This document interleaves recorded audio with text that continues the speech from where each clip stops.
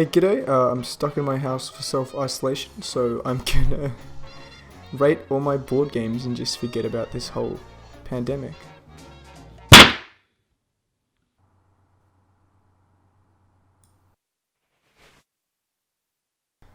Hey, That's My Fish is a 2 to 4 player game that can be played in about 10 minutes. There's not much more to be said about it. It can be summed up in 4 words. Hey, that's my fish. Hey, that's my fish. Hey, that's my fish. Hey, that's my fish. Hey, these are my fish. Yeah, Hey, That's My Fish is a good game. It's a solid C tier.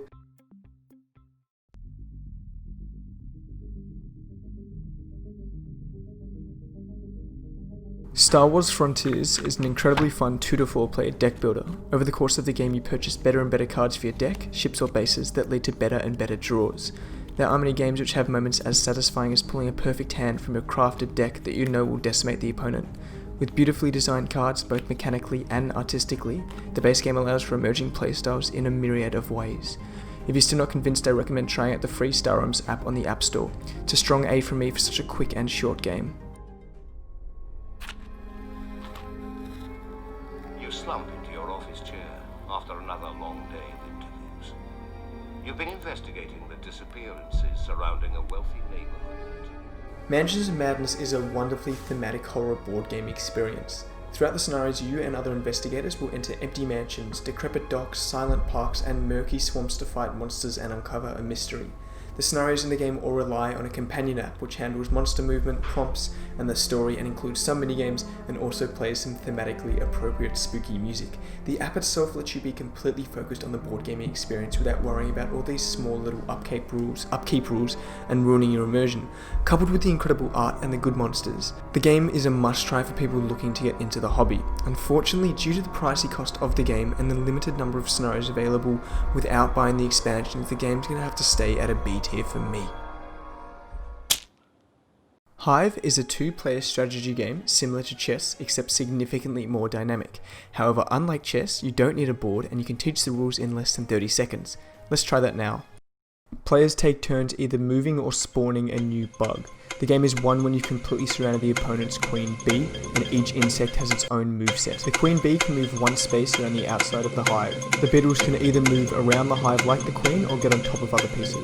The grasshoppers can jump into gaps in a straight line, which makes them excellent for getting in or out of tricky situations. Spiders move 3 spaces around the hive, no more no less, and ants can move anywhere around the outside of the hive. Pretty fucking overpowered. Then there's the one hive rule, moving a piece will split the hive into 2, can't do it, and the freedom to move, can't slide a piece there, can't do it. On top of its great design, a massive draw of it is it can be played almost anywhere. To further this, the game's waterproof, so if it ever gets dirty you can just chuck it instant soapy water. It is the epitome of a game that's easy to learn but hard to master, and has some of the most simplistic but solid rules and mechanics. If you love chess, or if you're intimidated by chess, then this is definitely a game for you.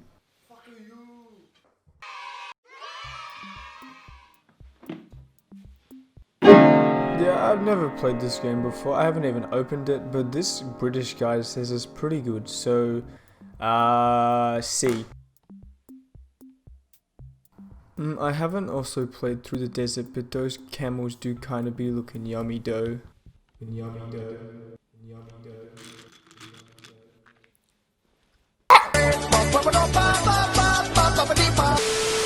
The Logo board game is a capitalist wet dream in which consumers, the players, are forced to identify popular brands and logos. No, in all honesty, it's a pretty stock standard trivia game just themed around, products, and sometimes you have to guess a item or a product or a brand, which is a bit interesting and a bit new, but otherwise it's a pretty simple trivia game. If trivia games are up your alley, this is probably a pretty good one, but they're really not up mine, so unfortunately this one's an E.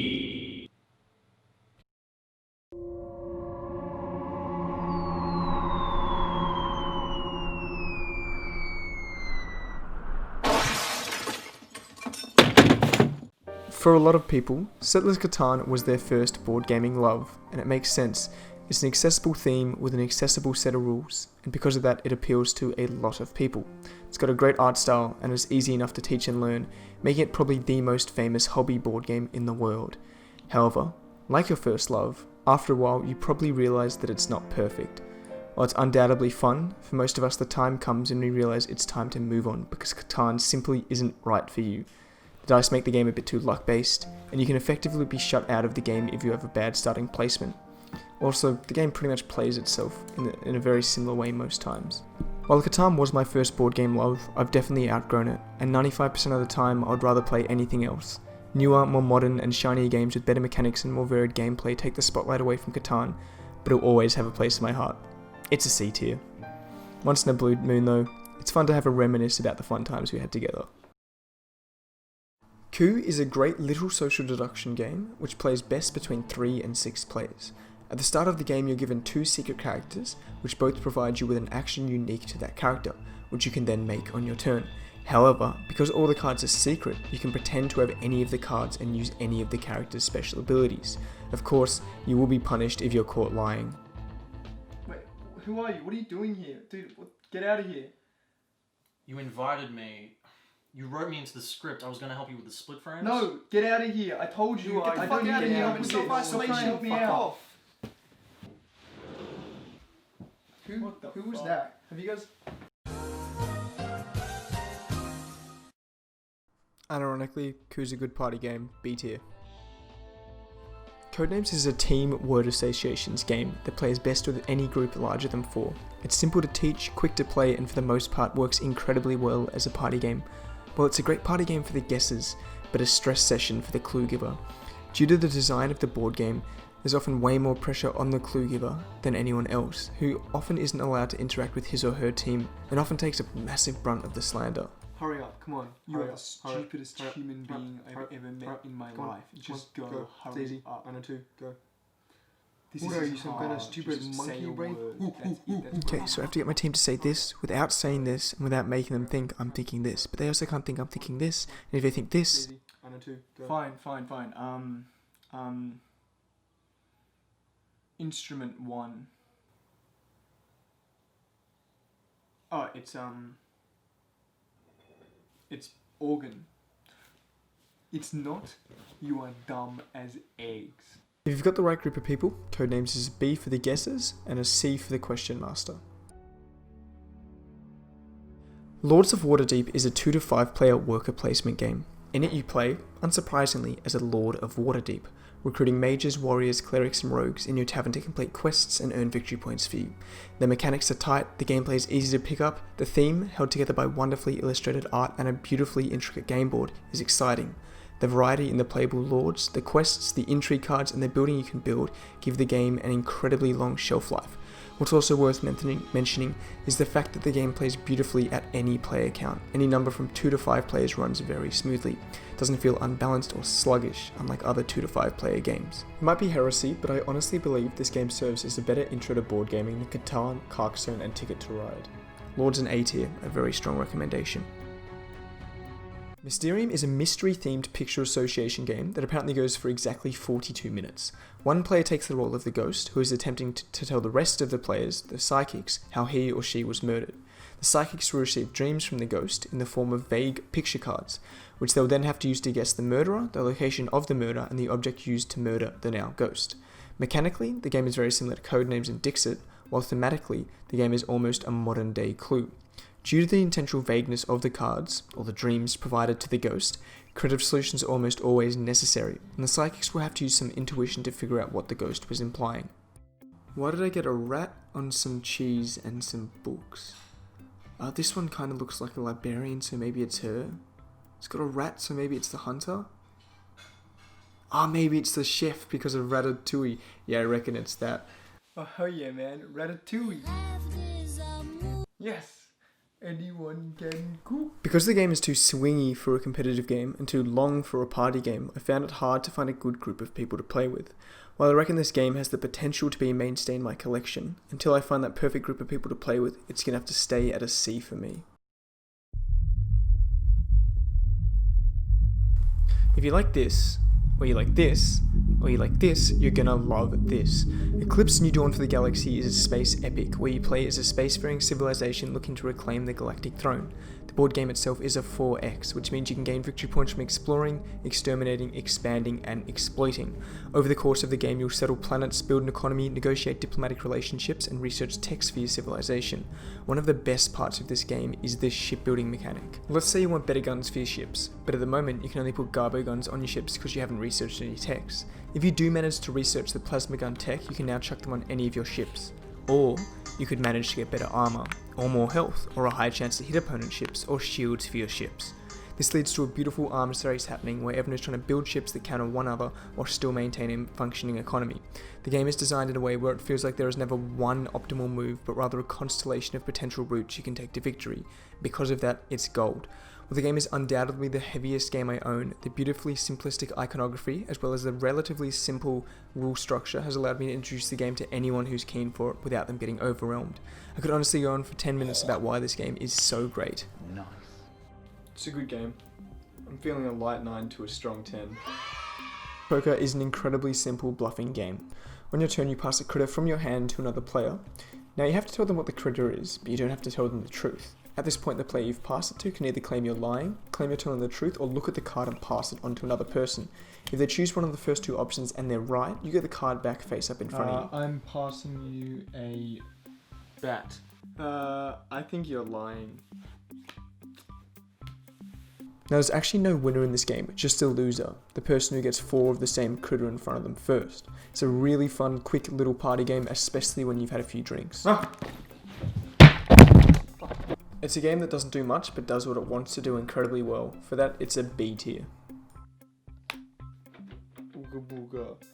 Ooga booga. Articulate is the kind of word guessing game that almost everyone has already played. In it, you're given a set of cards that have words on them, and you're tasked to get your team to guess as many of them from a category as possible in a 30-second interval. This is a game where the actual game is ancillary to the experience. No one really cares who wins or loses, but Articulate facilitates an enjoyable time through the perceived competition. The game will always provide a laugh, an inside joke, or a good time. Where you go to gamble, casino, Drunk.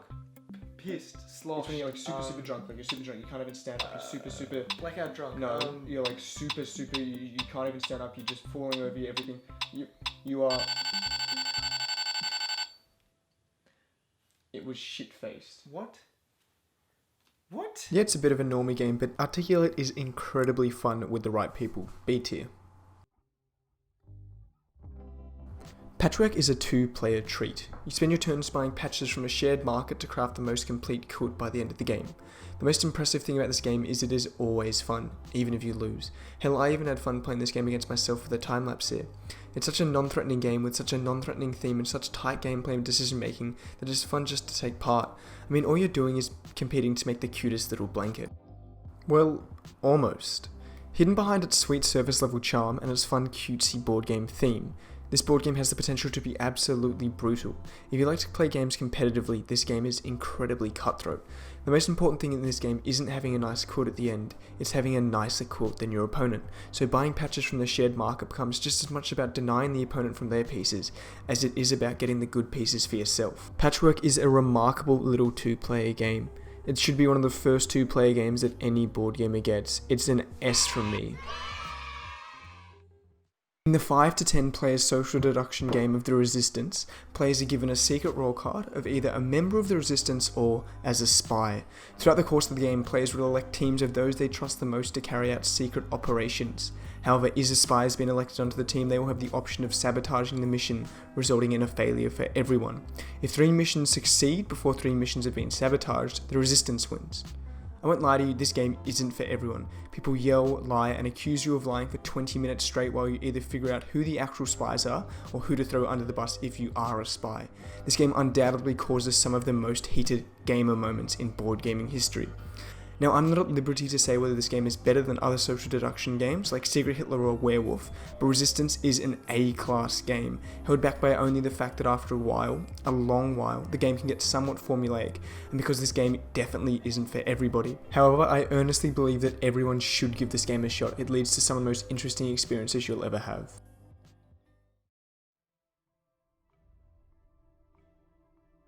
Blockus is an absolute masterpiece of design. Want to hear the rules? Place block. I don't have one bad word to say about this incredible feat of board gaming history.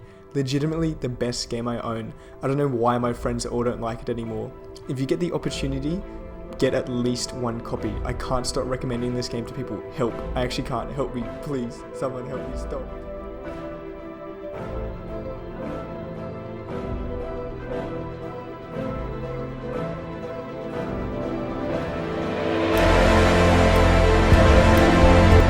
The prophecy is true.